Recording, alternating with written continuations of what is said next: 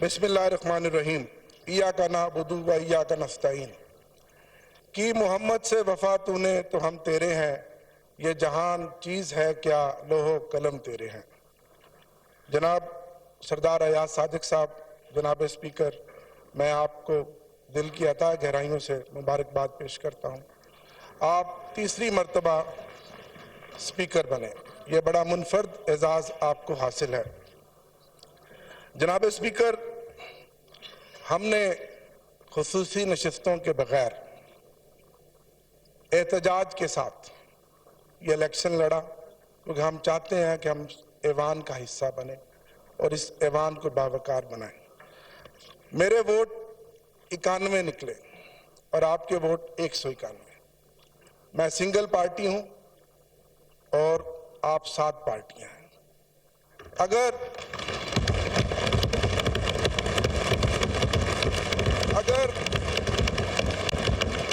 8 फरवरी का जो इलेक्शन हुआ और जो खामोश इनकलाब था, अगर फॉर्म 45 के मुताबिक इस ऐवान में नतीजा आता तो मेरे वोट 225 होते।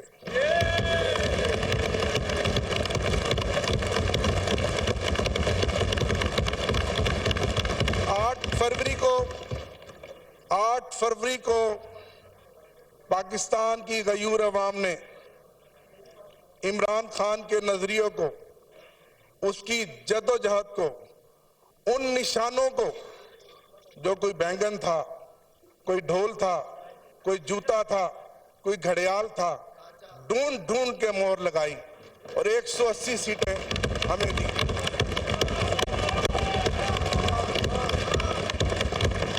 और फिर क्या हुआ? एक इलेक्शन 9 फरवरी को हुआ और आप जानते हैं, आपकी क़यादत जानती है कि फॉर्म 47 के जरिए हमारे मैंडेट पे डाका डाला गया और 80 कौमी असम्बली की सीटें हमसे छीनी गईं। जनाब स्पीकर, अगर वो 180 सीटें हों और हमारी खुसूसी नशिस्तें हों तो आज भी तहरीक इंसाफ इस ऐवान की सबसे बड़ी अकेली सिंगल लार्जर पार्टी है। मैं इस पार्टी का चीफ विप रहा हूं। मुझे फिर खान साहब ने, मेरे कायद ने चीफ विप बनाया। काउंटिंग मेरा काम है, आप जानते हैं। मैं 225 सीटों के साथ आज इस ऐवान में खड़ा हूं।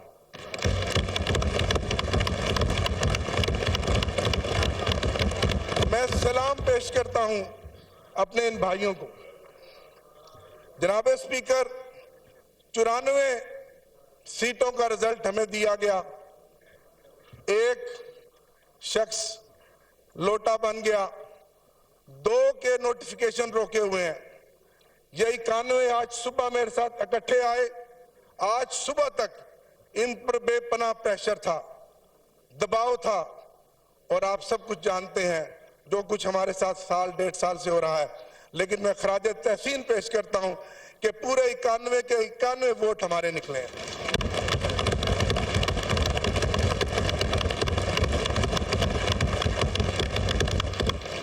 बावजूद इसके कि मेरे समेत, जनाब स्पीकर, ये मौजज़ा है कि हम जिस आग के दरिया को अबूर करके आए हैं, मेरे समेत इस ऐवान में इन मेंबरान में से कोई ऐसा मेंबर नहीं है जिसमें कम से कम 10 पर्चे ना हो, कम से कम 10 मुकदमात ना हो।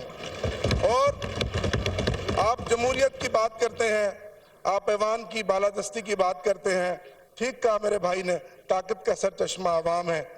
ये सब किताबी बातें हैं, सब नारे हैं। मुझे अपने एक दोस्त की बात याद आ गई कि कितने अफसोस की बात है, यहाँ बहुत सीनियर्स बैठे हैं, कि जिसने कहा नहीं जनाब, इस मुल्क में मैटर वो करता है वोट डालने वाले नहीं, वोट गिनने वाले।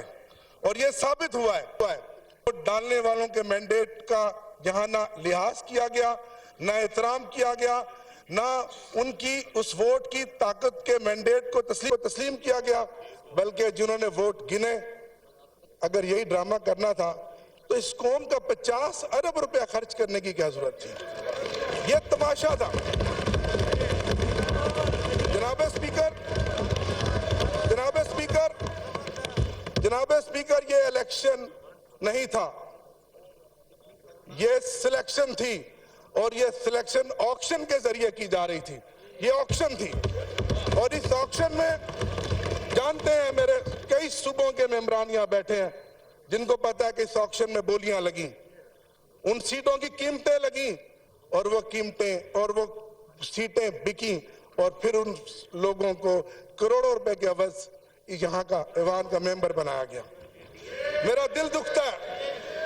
मैं एक पॉलिटिकल वर्कर हूं, मैं तीसरी दफा इस ऐवान का हिस्सा बना हूं।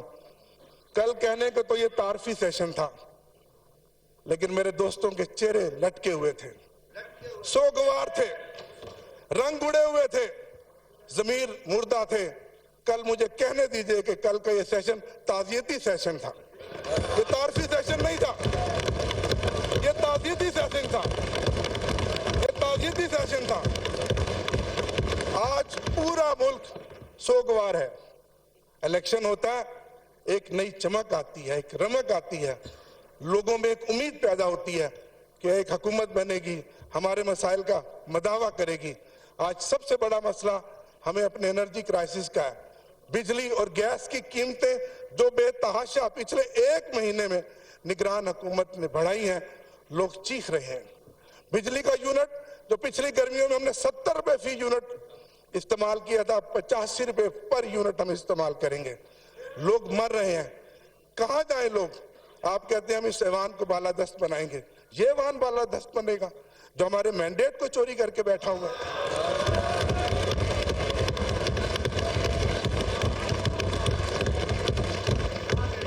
जनाब स्पीकर, हमारी जीती हुई सीटों का मैंडेट वापस किया जाए, मेरा आपसे मुतालबा है। आपने 2013 में जो किरदार अदा किया, मैं उसका मुतारिफ हूं। हम ताउन करने के लिए तैयार हैं। पहले जो हमारी सीटों पे डाका डाला गया, वो मैंडेट हमें वापस दिया जाए। हमारी खुसूसी नशिस्तें जो 91 मेंबरान के साथ हैं, वो वापस दिलाई जाएं। इससे ज्यादा जुल्म जनाब स्पीकर क्या होगा कि अगर ये 93 लोग जीत कर भी आ गए हैं किसी मौजे के बाद, आज भी इनके हलकों में गिनतियां कराई जा रही हैं। कल एक मेरा मेंबर फैसलाबाद में उसकी रिकाउंटिंग करवाई गई, जबकि आप जानते हैं ट्रिब्यूनल्स बन गए हैं। 5 दिन पहले लोधरा के एक मेंबर की रिकाउंटिंग कराई गई। बताएं हम कहां जाएं, किसको फरियाद करें?